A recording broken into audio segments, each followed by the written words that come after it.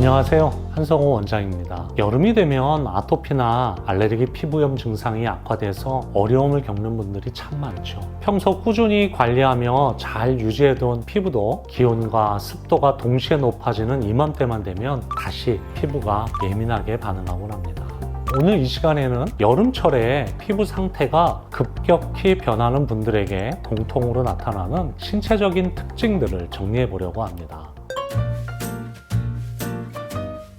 여름이 되면 피부가 유독 힘들어하는 첫 번째 이유는요, 바로 급격한 외부 온도의 변화와 땀 때문입니다.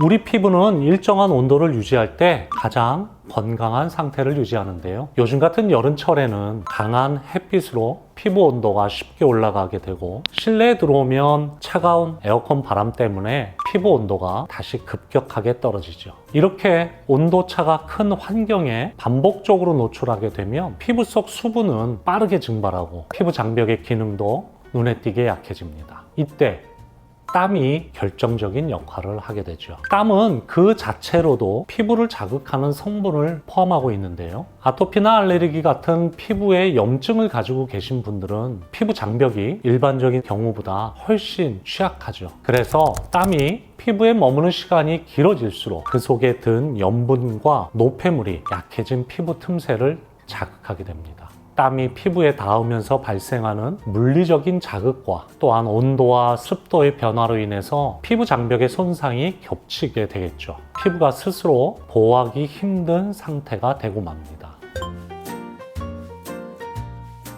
두 번째로 주목해야 될 요인은요, 피부 온도의 상승과 자외선입니다. 여름에는 햇볕이 매우 강하죠. 자외선은 피부 세포에 직접적인 손상을 주는 것은 물론이고요. 피부 속 콜라겐과 엘라스틴을 파괴해서 피부 장벽을 더욱 약하게 만듭니다. 피부염이 있는 피부는 이미 장벽이 깨진 상태인 경우가 많아서 자외선의 공격을 일반 피부보다 훨씬 더 아프게 받아들일 수밖에 없죠. 이때 더 큰 문제는 열입니다.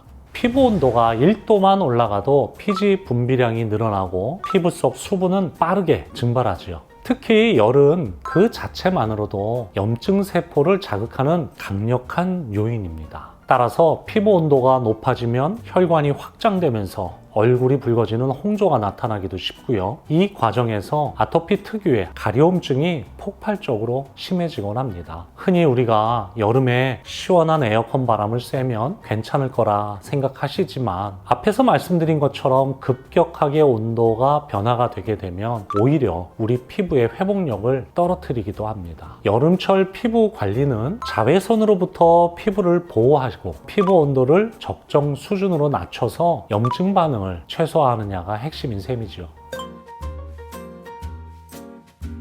마지막으로 살펴볼 부분은 땀과 피지 분비의 변화입니다. 기온이 1도 올라갈 때마다 우리 피부의 피지 분비량은 약 10% 정도씩 증가한다는 연구 결과가 있을 정도죠. 여름철 고온다습한 피부는 피지선을 강하게 자극해서 평소보다 훨씬 많은 양의 유분을 만들어내게 되는데요. 이때 문제는 피부 질환이 있는 분들의 경우 이 넘쳐나는 피지가 단순히 피부의 번들거림으로 끝나지 않는다는 것입니다. 과도하게 분비된 피지는 피부 표면에서 땀과 뒤섞이면서 일종의 끈적한 막을 형성하게 됩니다. 피부 장벽이 약해진 상태에서는 이 혼합물이 피부의 정상적인 호흡을 방해하고 모공을 막아서 염증을 유발하는 도화선이 되기도 하죠. 그래서 여름철 피부 관리는 비워내기와 진정시키기가 핵심입니다. 외출 후에는 땀과 피지가 피부에 머무르는 시간을 최소화시켜주는 것이 좋습니다. 자극이 적은 약산성 세안제를 사용해서 부드럽게 피부를 씻어내서 청결하게 유지하는 것이 아주 중요하죠. 다만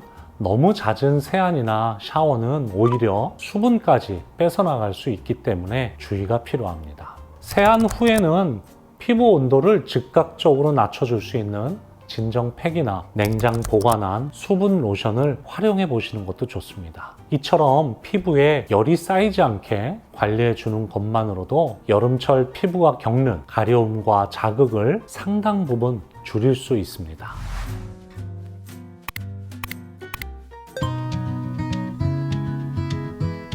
여름철 실내 필수품인 에어컨, 시원해서 좋기는 한데요. 피부에게는 오히려 건조함과의 전쟁을 일으키기도 합니다. 에어컨은 단순히 실내 온도를 낮추는 것뿐만 아니라 공기 중에 습기를 강제로 제거하는 제습 과정을 거치게 되죠. 냉방이 가동되는 실내 공간은 아주 건조하기 쉬운데요. 이런 환경에 장시간 노출이 되면 피부 표면의 수분은 순식간에 공기 중으로 빼앗기게 됩니다. 피부 질환이 있는 분들은 피부 장벽 기능이 약하기 때문에 수분을 잡아두는 힘이 부족합니다. 훨씬 빠르게 피부가 건조해지고 이렇게 메마른 피부는 아주 작은 자극에도 민감하게 반응하게 되죠. 더 큰 문제는 앞에서 살펴본 외부의 무더위와 실내의 냉방이 번갈아 가면서 반복될 때 생깁니다.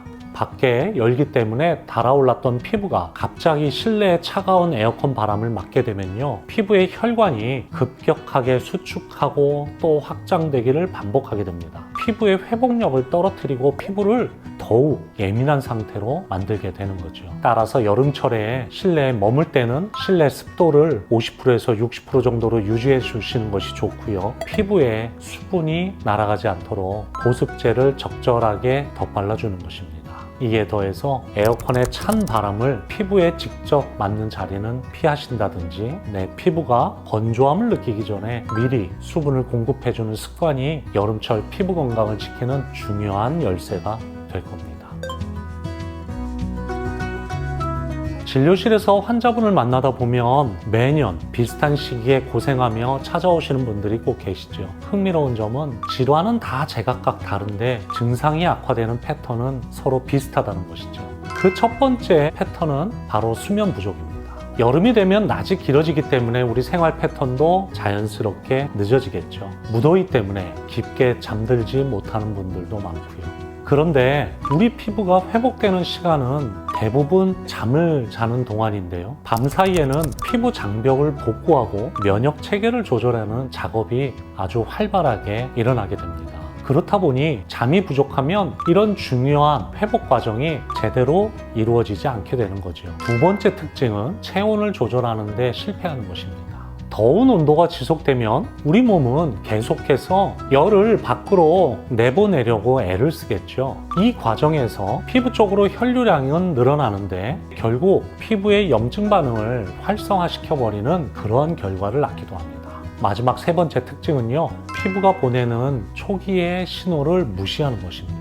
피부 질환이 갑자기 훅 심해지는 것 같아도 수주에서 수개월에 걸쳐서 서서히 악화되어 온 경우가 훨씬 많습니다. 가려움이나 건조함이나 따가움, 피부가 살짝 붉어지는 것과 같은 이러한 초기 신호를 무시하고 지내다가 어느 날 갑자기 증상이 확 심해졌다고 느끼는 거죠. 하지만 사실은 피부가 아주 오래전부터 우리에게 계속 경고를 보내고 있었던 것입니다. 그래서 체온을 관리하고 수면 관리, 냉방 관리, 땀 관리, 자외선 차단, 피부 장벽의 보호까지 6가지 정도를 종합적으로 챙기는 것이 중요합니다. 증상이 이미 심해진 뒤에 치료하려고 애쓰는 것보다는 아예 처음부터 피부가 무너지지 않도록 내 피부의 컨디션을 일정하게 유지해 주는 것이 훨씬 중요합니다. 매년 여름마다 증상이 반복돼서 고생하시는 분들과 나름대로 안정적으로 여름을 잘 보내시는 분들의 차이가 뚜렷합니다. 그 차이는 피부가 보내는 초기에 신호를 얼마나 빨리 알아차리고 관리하느냐, 여기에 있습니다. 피부가 손상되기 전에 미리미리 균형을 유지하는 거 꼭 실천해 보시기를 바랍니다. 감사합니다.